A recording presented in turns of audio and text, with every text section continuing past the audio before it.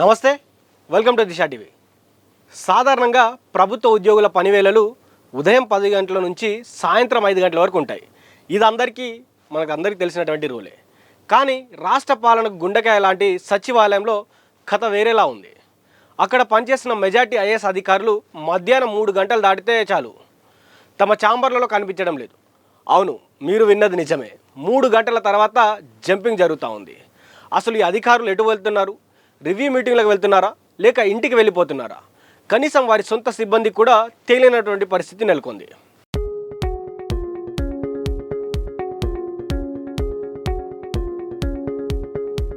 అయితే రాష్ట్రంలో కాంగ్రెస్ ప్రభుత్వం అధికారంలోకి వచ్చిన తర్వాత ప్రజల సమస్యల పరిష్కారం కోసం సెక్రటేరియట్లో ఒక మంచి నిర్ణయం తీసుకుంది. ప్రతిరోజు మధ్యాహ్నం 3 గంటల తర్వాత 3 గంటల నుంచి సాయంత్రం 5 గంటల వరకు విజిటర్స్ అవర్స్ అంటూ కూడా సందర్శకుల కోసం ఒక సమయాన్ని కేటాయించింది. ఎక్కడో సదూర ప్రాంతాల నుంచి వచ్చినటువంటి ఈ పల్లెటూళ్ళ నుంచి వచ్చినటువంటి పేదల కోసం ఈ టైంని కేటాయించడం జరిగింది. తమ సమస్యలను చెప్పుకోవడానికి ఎంట్రీ పాసులు తీసుకొని లోపలికి వస్తున్నారు. కానీ తీరా లోపలికి వెళ్తే ఏం జరుగుతూ ఉంది? ఆ అధికారి సీట్లో ఎవ్వరు ఉండడం లేదు. విజిటింగ్ అవర్స్ ప్రారంభమయ్యే టైంకే ఐఏఎస్ అధికారులు సీట్లలో లేకపోవడంతో ప్రభుత్వం పెట్టిన ఆ నిబంధన పూర్తిగా నీరు గారిపోతుంది. తమ గోడు ఎవరికి చెప్పుకోవాలో తెలియక సుదూర ప్రాంతాల నుంచి వచ్చినటువంటి ఆ జనం తీవ్ర అసహనానికి గురవుతూ ఉన్నారు. కొంతమంది అయితే అధికారుల తీరుపై శాపనార్థాలు పెడుతూ వెనుదిరుగుతున్నారట. పోనీ సార్ ఎక్కడికి వెళ్ళారు, ఎప్పుడు వస్తారని అక్కడున్న ఆఫీస్ స్టాఫ్ని ఆరా తీస్తే వారి నుంచి వచ్చే సమాధానాలు వింటే ఎవరికైనా మైండ్ బ్లాక్ అవ్వాల్సిందే. సార్ ఎటు వెళ్ళారో మాకు తెలీదు, మళ్ళీ ఏ టైంకి వస్తారో అస్సలు తెలియదు అంటూ కూడా వారు చేతులు ఎత్తేస్తున్నారు. దీంతో సందర్శకులు గంటల తరబడి వెయిట్ చేయాల్సి వస్తుంది. ఆ తర్వాత కూడా మరి ఏమైనా కలుస్తారా అంటే ఆవేదనతోటి మళ్ళీ ఇంటికి వెళ్ళాల్సిన పరిస్థితులు. అయితే ఉన్నత అధికారుల సీట్లే ఖాళీగా ఉంటే ఇక సామాన్యుడి సమస్యలకి మోక్షం ఎలా లభిస్తుందని ఇప్పుడు పెద్ద ప్రశ్నగా మారింది. అయితే సచివాలయంలోని మెజార్టీ ఐఏఎస్ అధికారులు అసలు సమయపాలనే పాటించడం లేదని విమర్శలు బలంగా వినిపిస్తున్నాయి.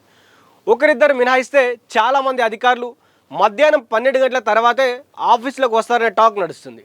ఇంకా విచిత్రం ఏంటంటే కొందరు అధికారులు తమ శాఖకు సంబంధించిన మంత్రి గారు సెక్రటేరియట్కు వస్తున్నారా లేదా అని ఫోన్ చేసి మరి కనుక్కొని మంత్రి వస్తేనే తాము కూడా ఆఫీస్కి వస్తున్నారనే ఆరోపణలు కూడా ఉన్నాయి.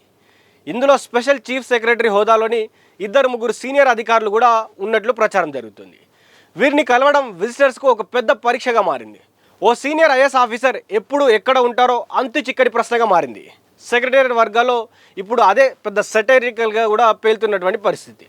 ఈ సీనియర్లను చూసి జూనియర్ ఐఏఎస్ అధికారులు కూడా ఫైల్స్ ఉంటేనే ఆఫీస్కి రావడం, లేదంటే ఇళ్ళకే పరిమితి కావడం జరుగుతుందట.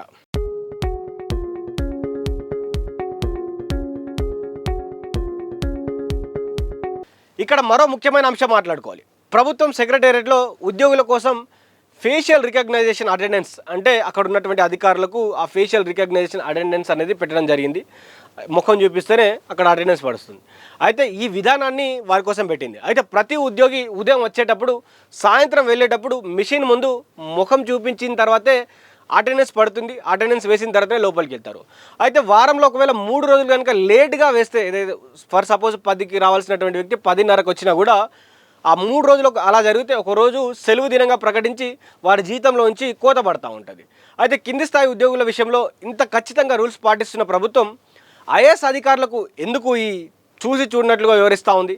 ఐఏఎస్లే కరెక్ట్ టైంకి వచ్చి పనిచేస్తే కింద సిబ్బంది కూడా క్రమశిక్షణతో ఉంటారు కదా.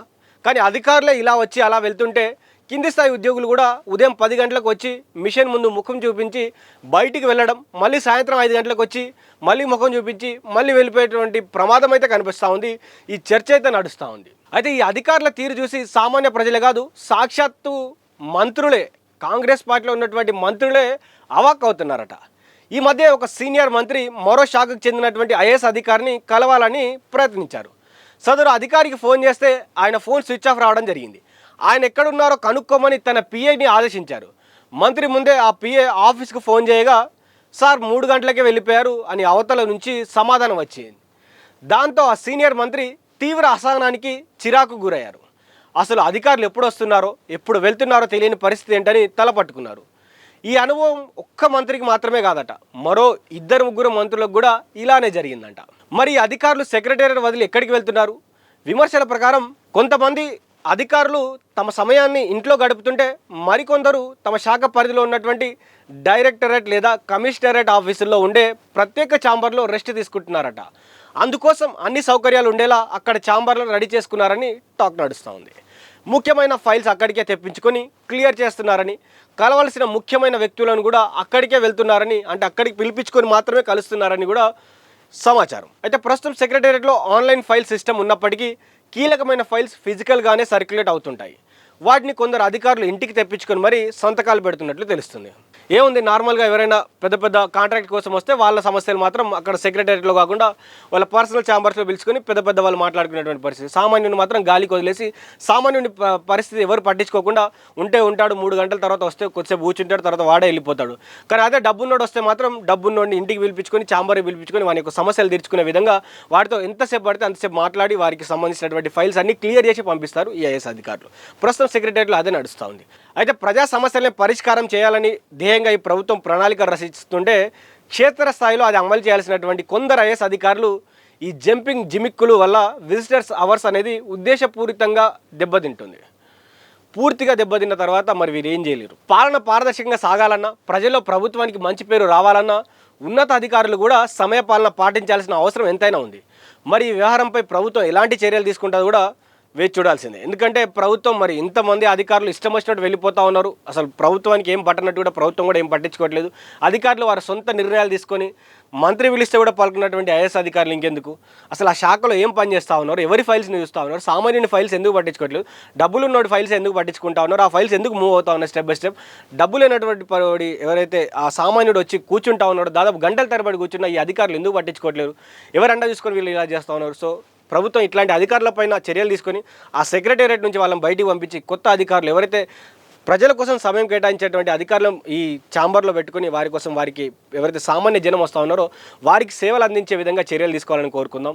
మరి చూద్దాం ఈ వ్యవహారంపై ప్రభుత్వం ఎలాంటి చర్యలు తీసుకుంటుంది, ఎవరిని మరి ఎవరిపైన వేటేస్తుందా, లేదా ప్రభుత్వం మరి ఎవరైతే మంత్రి ఉన్నారో ఆ మంత్రి వెళ్ళి మరి ప్రభుత్వ దృష్టికి తీసుకెళ్తారా, మరి ఐఏఎస్లకు మంత్రుల మధ్య ఈ సమన్వయం కుదురుతుందా, మరి సామాన్యుడికి ఐఏఎస్లు కలుస్తారా లేదా కూడా వేచి చూద్దాం. చూస్తూనే ఉండండి దిశ టీవీ.